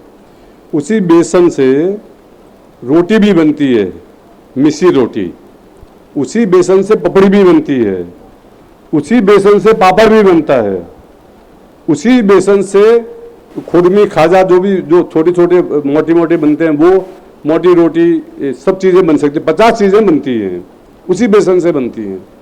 बेसन तो वही है, बेसन भी हमारे पास है, लेकिन क्या उस बेसन से पापड़ बनाना हो तो आप उस बेसन को का क्या करो तो पापड़ बनेगा, और क्या करो तो पपड़ी बनेगी। आप पापड़ बनाने निकले और गलत टेक्निक आपने अपनाई, पपड़ी बन गई। पपड़ी बनाने निकले, गलत टेक्निक में लुगदी बन गई, कुछ ही नहीं बना। तो टेक्नोलॉजी भी तो इंपॉर्टेंट है ना। यदि पपड़ी बनाने के लिए 1 किलो बेसन में 250 ग्राम पानी डालना चाहिए समझो, और पापड़ बनाने के लिए 150 ग्राम डालना चाहिए। अब आपने ज़्यादा पानी डाल दिया, क्या होगा? अब ये क्या है? ये टेक्नोलॉजी है। कब डालना चाहिए ये भी इंपॉर्टेंट है। यदि हमने पहले बेसन को डाला सीधा और सीधा पानी डाल दिया सेके बगैर, तो क्या होगा? 2 घंटे तक उसके सारे जो गुठले पड़ेंगे ना, उनको फुलाते रहना फिर। और जब आपने उसे सेक दिया और उसके बाद पानी डाल दिया तो एब्जॉर्ब कर लेगा, एक भी गुठला नहीं पड़ेगा। मैं तो ज़्यादा समझता नहीं कैसे बनता, मैंने कभी बनाया नहीं, मैं तो ऐसे ही आइडिया से बोल रहा हूँ। कोई गलत बात हो तो आप सही कर लेना उसको, लेकिन ये टेक्निक है, टेक्नोलॉजी है। तो जितना परफेक्शन टेक्नोलॉजी में होगा, 1 किलो पापड़ बनाने के लिए 25 ग्राम नमक डालना था और 50 ग्राम डाल दिया तो क्या होगा? कोई खाएगा क्या आपके पापड़? और नहीं डाला तो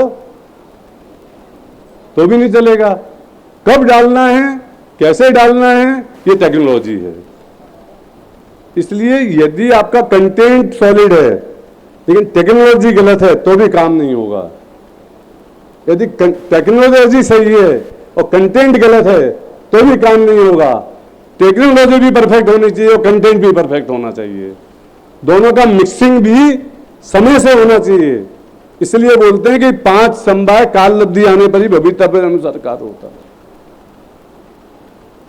यदि एक सूक्ष्म गलती भी की तो उसका परिणाम आपको भुगतना पड़ेगा, उस वस्तु का स्वाद सही नहीं आएगा। यदि आत्मा के ज्ञान से संबंधित एक सूक्ष्म गलती भी हमने की तो उसका परिणाम क्या है पता है?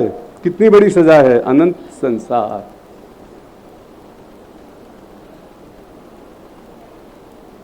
इसलिए कथन हरि अनंत, हरि कथा अनंता, कथन अनंत है, उसमें से फिल्टर करना आपको सीखना पड़ेगा।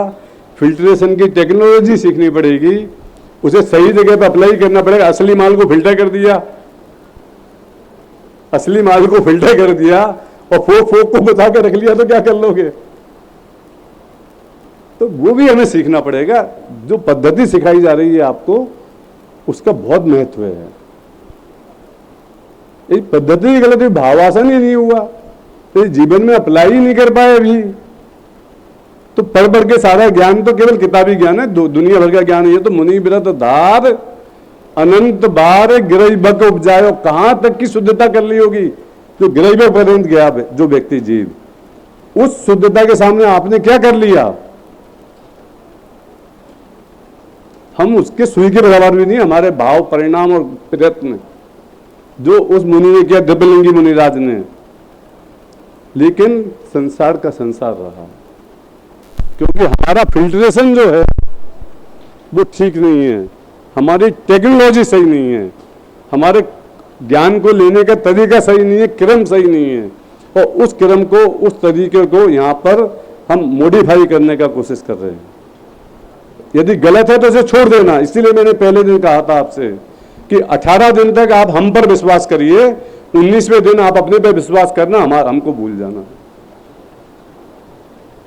जैन तत्व ज्ञान में वस्तु मुख्य है, हमारा उद्देश्य, हमारा कार्य मुख्य है, कोई व्यक्ति की मुख्यता यहां पर नहीं है। कोई व्यक्ति आपका कल्याण नहीं करेगा, आपका अपना ज्ञान, आपका अपना फिल्ट्रेशन प्लांट, आपकी अपनी टेक्नोलॉजी, आपकी अपनी समझ ही काम करेगी अंत में। इसलिए आप अभी 18 दिन तक मेरी बात मान लो, और 18 दिन बाद पूरी जिंदगी आपके लिए फर्क पड़ेगी। अब बात पंडित जी।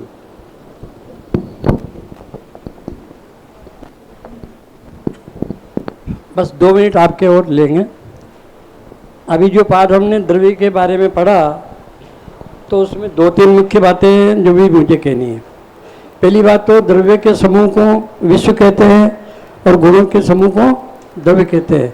ये बात अच्छी तरह से स्पष्ट हो गई, परंतु इसमें इतना और ऐड कर लो आप कि द्रव्यों के समूह को विश्व कहते हैं। तो जो 6 द्रव्य हैं वो जाति अपेक्षा 6 हैं और संख्या अपेक्षा से अनंत हैं। अब उन अनंत द्रव्यों की अनंत गुण और उनकी अनंत पर्यायें उनमें प्रति समय होती रहती है। तो प्रत्येक द्रव्य के गुण की, उसकी पर्याय उसकी स्वतंत्रता से होती है, ना कि किसी के करने से होती है। इसलिए ये 6 द्रव्य अनादि निधन है, अनादि से हैं और अनंत काल तक रहते हैं। इनको किसी ने बनाया नहीं, तो इनको कोई नष्ट कर सकता भी नहीं। ये इतना विश्वास हमको इस पाठ को पढ़ करके आना चाहिए कि जगत में 6 द्रव्य अनादि से हैं, अनंत काल तक रहते हैं, उनके अंदर अनंत गुण हैं, उनका परिणमन होता है, उनकी दशाएं बदलती रहती है। बदलते रहने पर भी कोई द्रव्य कभी नष्ट नहीं होता, क्योंकि किसी द्रव्य को किसी ने बनाया नहीं। इसलिए मैं भी एक आत्मद्रव्य हूँ, मैं चेतन द्रव्य हूँ, मुझे किसी ने बनाया नहीं और मैं कभी नष्ट नहीं हो सकता। ऐसा विश्वास इस पाठ को पढ़ करके हमारे अंदर आना चाहिए कि वास्तव में मैं अनादि निधन होने के कारण से अजर अमर तत्व हूँ। एक बात तो ये। दूसरी बात ये है, अभी जो चर्चा चल रही थी परमाणु की, कि वो परमाणु हमको दिखाई देता है कि नहीं दिखाई देता है। तो वास्तव में परमाणु देखने वाला तो ज्ञान है ना, परमाणु को देखने जानने वाला कौन है? ज्ञान। ये आंखें तो देखती नहीं है, आंखें देखती नहीं है, आंखें देखने में निमित्त होती मात्र है बस। और अगर आंखें देखने में निमित्त भी होती है तो मात्र पुद्गल को निमित्त होती है, और हम सबको आंखें तो हैं, अब ये पुद्गल को देखने में निमित्त तो हैं, तो उसकी पुद्गल की वर्गण के परमाणु को भी देखने में निमित्त होना चाहिए, तो है ना। ज्ञान का एक ऐसा खंड भी है, तो अवधि ज्ञान एक ऐसा ज्ञान है कि जो अवधि मन पर्यत से वो क्या नाम है, रूपी स्वद है, और रूपी पदार्थों को अवधि ज्ञान जानता है। और यदि कोई एक देश अवधि ज्ञान वाला उसको न जाने तो क्या नाम से सकल देश अवधि ज्ञान वाला तो उसको जानता है, और मन परिज्ञानी भी उसके अनंत भाग को उसमें जानता है। इसलिए ये अवधि ज्ञान, मन परिज्ञान मनुष्यों को हो सकते हैं ना, तो इसलिए मनुष्य भी रूपी पदार्थों को देख सकते हैं, जान सकते हैं। ये इससे सिद्ध होता है, भले हमको इन चर्म चक्षुओं से नहीं दिखता। अभी हवा चल रही है आपके यहाँ बहुत ठंडी ठंडी, आपको ठंडी हवा दिख रही है, लेकिन लग रही है कि हमको ठंड है। तो ज्ञान में जो जानने वाला, देखने वाला, अनुभव करने वाला है, ऐसे ज्ञान स्वभावी आत्मा सभी हैं, और सभी जानते हैं, देखते हैं और अनुभव करते हैं। ऐसा कोई आत्मा नहीं है जो नहीं जानता, नहीं देखता, नहीं अनुभव नहीं करता। चाहे वो सिद्ध भगवान हो, चाहे निगोदिया जीव हो, चाहे वो एक इंद्री का पेड़ हो, चाहे वो अग्नि का एक जीव हो, कैसा भी जीव हो, कोई भी जीव हो, किसी भी क्षेत्र में रहता हो, किसी भी काल में हो, सदा काल उसमें जानना देखना होता ही रहता है। तो ऐसा ये पाठ ऐसा बहुत विस्तृत गंभीर है। पहाड़ तो छोटा है, पहाड़ तो बहुत छोटा है। मैं आपको एक उदाहरण देता हूँ, गुरुदेव भी बहुत उदाहरण देते थे कि जैसे एक लींडी पीपल होती है, वो देखने में काली होती है, उसको तोड़े तो हरा निकलता है और उसको घिसे तो उसमें से 64 पूरी चरपराहट आती है। तो 64 पूरी चरपराहट उसके अंदर भरी हुई है ना, ऐसे ही द्रव्य वाले पहाड़ में इतना गंभीर, इतना विस्तार भरा हुआ है कि यदि हम इसको समझें तो हमें अपनी आत्मा का ज्ञान, सच्चा सद्दान अनुभव हो सकता है और हम भी एक दिन परम सुखी बन सकते हैं। इसी पवित्र भावना के साथ अभी की बात को समाप्त करते हैं। आज सायंकालीन 7 बजे से लेकर 10 बजे तक जो आपकी पाठ योजना सामूहिक रूप से बननी है, वहाँ आपके अध्यापक भी होंगे और आप सब भी होंगे। अगर उससे पहले भी आपको समय मिलता है तो आप रफली उसको बना के रख लीजिए। फेयर पाठ योजना आपकी वहाँ एक साथ सामूहिक रूप से बनेगी, जैसा कल आपको बताया था। एक मिनट, अब ये पाठ योजना जो आप बनाएंगे, वहाँ बनाएंगे, चाहे अपने घर में बनाएंगे, चाहे आपने बना ली हो, तो ये पाठ योजना हर किसी को हर कहा नहीं देना है। आपको केवल आपके जो कक्षा अध्यापक हैं, जो 15 का आपका ग्रुप है ना, उन अध्यापक जी को ही देना है और उनसे रिसीव लेना है। आप, मैं रास्ते में जा रहा हूँ और मुझे पंडित जी मेरी पाठ योजना ले लो, हमें तो वो पंडित जी हमारे अध्यापक नहीं मिले तो मैं नहीं लूँगा, ये नहीं लेंगे, कोई नहीं लेगा। आपके अध्यापक जी को ही देना और उनसे आप रसीद प्राप्त कर लेना, इतना अवश्य करना। और पाठ योजना बनाने के लिए आज शाम को 7 बजे से लेकर 10 बजे तक आप भोजनालय के पीछे जो बड़ा हाल है वहाँ एकत्रित हो जाना।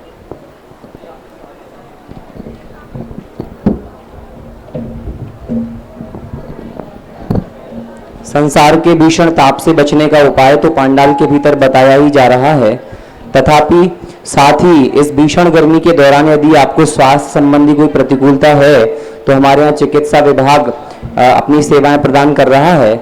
उसमें 5-5 चिकित्सक महोदय हमें सहयोग प्रदान कर रहे हैं। आदरणीय डॉक्टर श्री महेंद्र जी जो शिशु रोग विशेषज्ञ हैं, आदरणीय श्री डॉक्टर विशाल जी जैन जो जनरल सर्जन हैं,